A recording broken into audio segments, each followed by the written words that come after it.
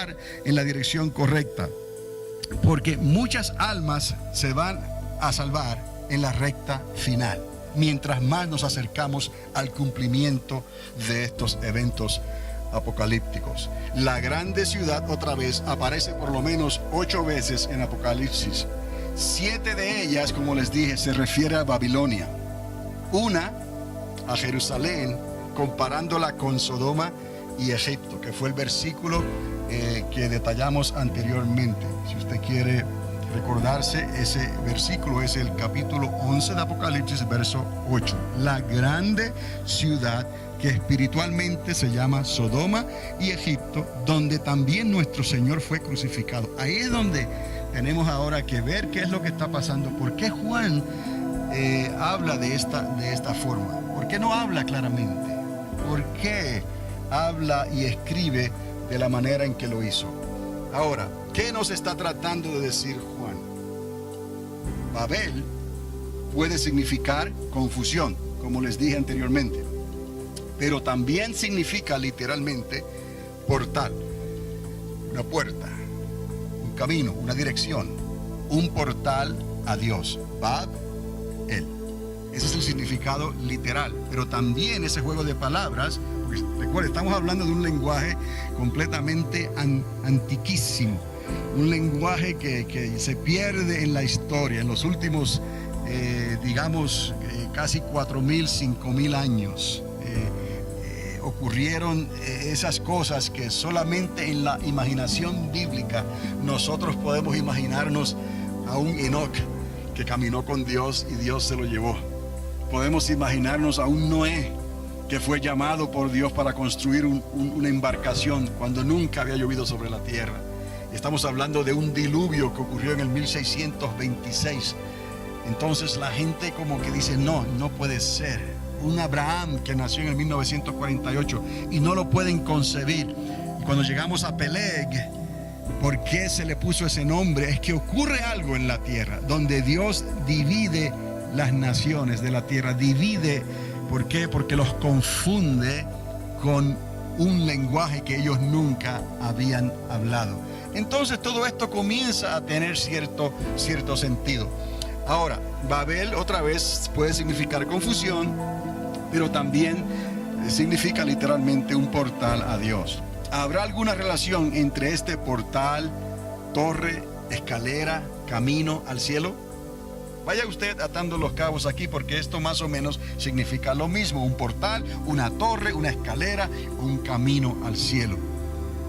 Jesús mismo dijo que Él era y estableció.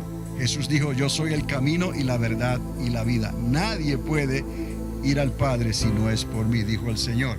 Entonces ya Jesucristo deja claro que solamente hay un camino, como decir, solamente hay un portal al reino de los cielos. Es Cristo Jesús. Ahora, ¿por qué entonces mencionar que Cristo fue crucificado en ese lugar donde Juan está haciendo una comparación? ¿Por qué no habló directamente? ¿Por qué lo mencionó que Él fue crucificado en tal lugar? ¿Por qué hablar en código cuando lo puede hacer abiertamente? O quizás no podía Juan hablar abiertamente. ¿Ha pensado usted eso? Que Juan quizás tuvo que ajustar lo que iba a decir por dirección del Espíritu Santo para que se cumpliera de la misma manera que Juan el Bautista no entendía algunas cosas y vino donde el Señor.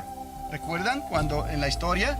¿Por qué vienes a mí para que yo te bautice cuando yo debo de ser bautizado por ti? ¿Recuerdan la historia? ¿Y qué les dice el Señor? El Señor le dice, basta, Juan, para que se cumpla lo que tiene que ocurrir.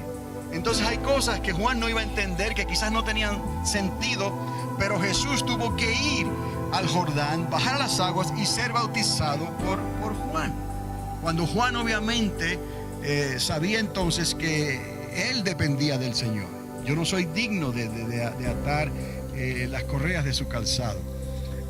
Entonces, ¿por qué hablar en código cuando lo podía hacer abiertamente? Quizás era que no podía hablar abiertamente.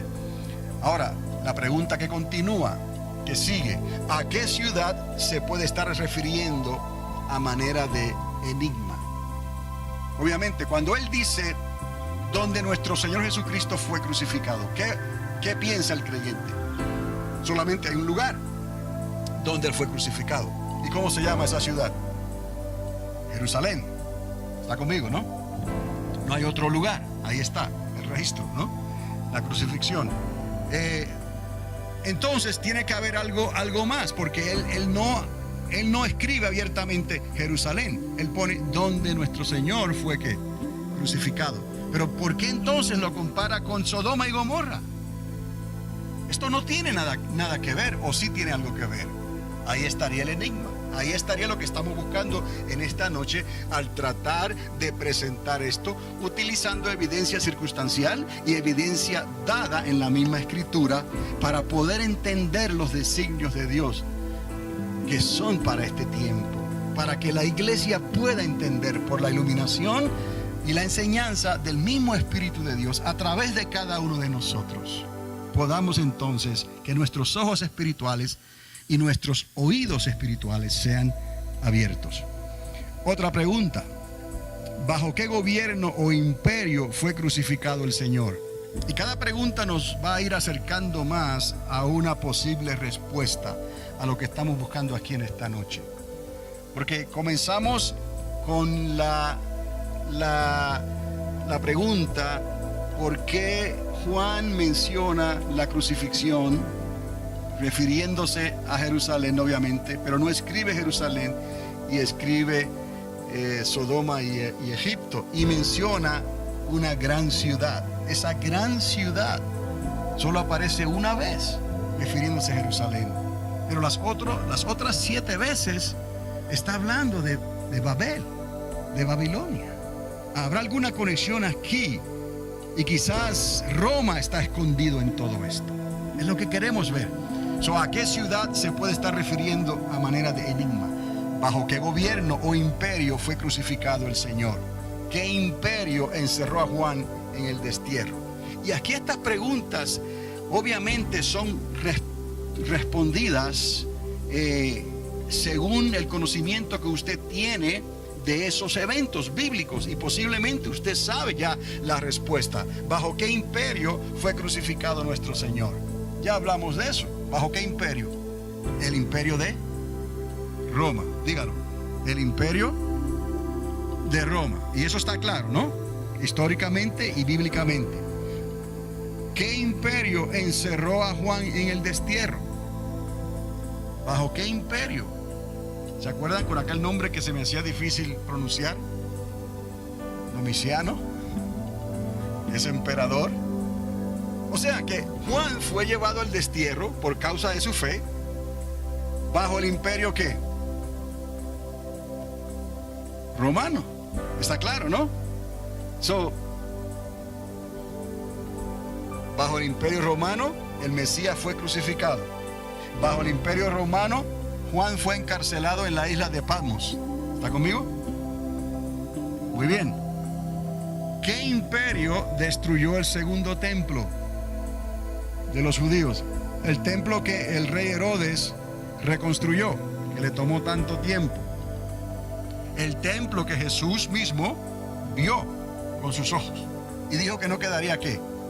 Piedra sobre piedra. Por favor, siga atando los cabos aquí en estas declaraciones, porque cuando llegue el momento en que usted necesite saber esto ya, Dios va a estar contando contigo para que puedas hablar la palabra con convicción y las personas puedan verdaderamente arrepentirse por el temor, quizás, y que sus nombres verdaderamente sean escritos en el libro de la vida. No sea una emoción de un programa, no sea la emoción de una canción, no sea la emoción de un sermón, no sea la emoción de un evento donde las personas quizás levantan sus manos y dicen: oh sí, yo confieso a Cristo, pero todo lo que están haciendo es honrándolo con sus labios, pero a la primera oportunidad que tienen siguen sus amoríos con el mundo, porque eso es lo que conocen.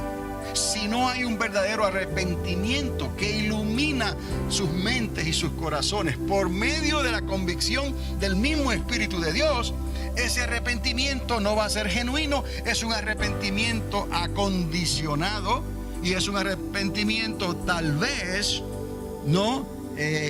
influenciado por la emoción y probablemente temporero. Pero lo que estamos hablando aquí, este tipo de salvación que se va a ir manifestando, son personas literalmente que se van a querer agarrar de los cuernos del altar y preguntarle a alguien: por favor, explícame qué es lo que está pasando y qué tengo que hacer para ser salvo. Pero si nosotros no lo tenemos claro en nosotros mismos, si nosotros no estamos convencidos verdaderamente hasta la muerte de que esto es una realidad y que ya esa olla está comenzando a calentarse y que en cualquier momento la crisis va a llegar como un lazo, entonces no podremos hablarles a ellos con esa convicción que ellos necesitan y demandan para poder creer de verdad y arrepentirse. ¿Y qué van a hacer? Van a seguir consultando las películas que ven en Hollywood, que son muy estupendas y cada día las hacen mejores.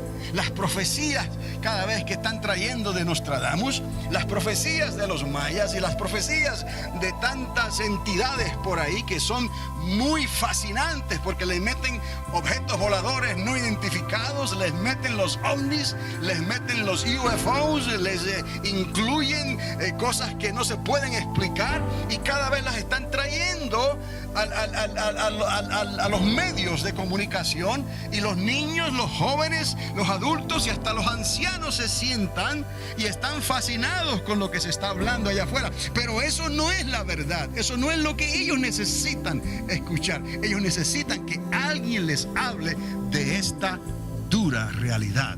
El fin se acerca y hay que tener temor de Dios verdaderamente para poder escapar de la ira venidera. Entonces, las preguntas se siguen haciendo aquí porque están apuntando a cierta respuesta. Pero esta respuesta no es una respuesta de la imaginación, no es una respuesta arreglada, porque cada una de esas preguntas tiene una respuesta no solamente histórica, sino también bíblica. Y usted ya lo puede ver, porque ¿cuál fue el imperio que destruyó el segundo templo? El imperio de Roma, los romanos. Para ser más exacto, Tito, ese general, fue el que personalmente causó esa destrucción, no solamente del templo, sino que destruyó la ciudad y quemó el templo y llevó el botín, lo llevó hacia la ciudad de Roma. Entonces, la pregunta que continúa sigue en la dirección de lo que estamos hablando. ¿Qué imperio representó en el pasado y sigue representando a la cuarta bestia? Y ya eso, obviamente, ya lo hemos hablado, lo hemos visto, pero ahora, cuando hacemos esa pregunta, ¿qué imperio representó y sigue representando a la cuarta bestia? Obviamente fue el imperio romano, el primer imperio que se levantó en el mundo con tal fuerza, con tal poder, con tal manera de afectar las naciones, de impactar a las naciones como a Egipto, como a India, como a Grecia, como a todas las demás naciones que se habían levantado, y esos imperios que habían existido, ninguno vino a ser como el imperio romano, porque lo abarcó todo. Les digo, hasta España, hasta Inglaterra, Alemania, Francia, todos esos lugares hacia atrás, la Palestina, hasta la India, todos esos lugares, Egipto, todos esos lugares fueron parte del gran imperio romano. Entonces, ¿qué imperio representó y sigue representando a la cuarta bestia? El antiguo imperio romano. ¿Está conmigo? Ok. Otra vez. ¿Qué tiene entonces que ver Roma con todo esto? Ya hemos hecho esta pregunta anteriormente y en otros estudios, y hablamos de que no es que queremos establecer una conspiración religiosa, una acusación directa a ninguna entidad religiosa, pero obviamente habían sospechas, y las sospechas nadie las puede evitar. Ahí luego hay que definir qué es la verdad y qué es el cuento. Y la historia va a hablar históricamente, y la Biblia y la palabra va a hablar como habla la palabra de Dios, y va a hablar como palabra de Dios, y va a hablar proféticamente. ¿Qué tiene que ver entonces Roma con todo esto? ¿Habrá alguna representación mística en el corazón de Roma que pretenda conocer el camino y el portal a los reinos de los cielos? Recuerde ahora, estamos hablando de Babel, esa puerta hacia Dios, ese camino, esa torre que fue construida, ese sigurat que fue construido para buscar los designios escondidos a los hombres, ¿no? El camino hacia el cielo, el camino hacia una deidad, el camino hacia Dios, el camino al reino de los cielos. ¿Habrá alguna representación mística en el corazón de Roma? Mística, algo escondido, algo que no es muy claro, es algo que la gente tal vez es atraída por el mismo misticismo, por la falta de explicación, no que no tenga una respuesta. ¿Habrá una representación así en el corazón de Roma que pretenda conocer el camino y el portal a los reinos de los cielos? Es una pregunta. ¿Habrá otra torre de Babel que reina sobre los cielos de Roma? Considere esto, porque son palabras claves que estamos aquí hablando.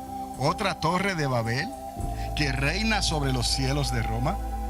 ¿Por qué es una mujer la que reina sobre los reyes en los cielos de la tierra? Si usted va a Apocalipsis, capítulo 17, verso 18, se identifica una mujer, esa mujer en específico, que reina sobre los reyes de la tierra. Estamos conectando aquí. Hay una sospecha, hay declaraciones que se han hecho.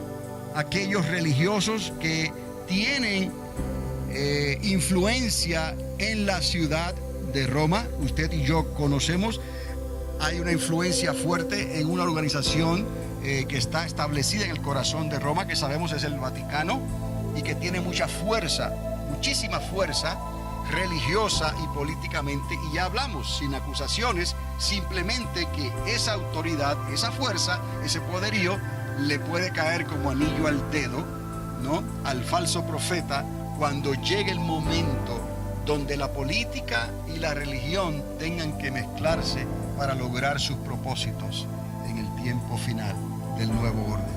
Y para eso estará el dragón ya establecido, el anticristo ya establecido y el falso profeta ya establecido, preparándose para ese conflicto final.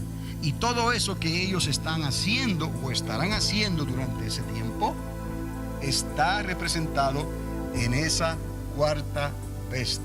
¿Qué conexión habrá entonces con Roma?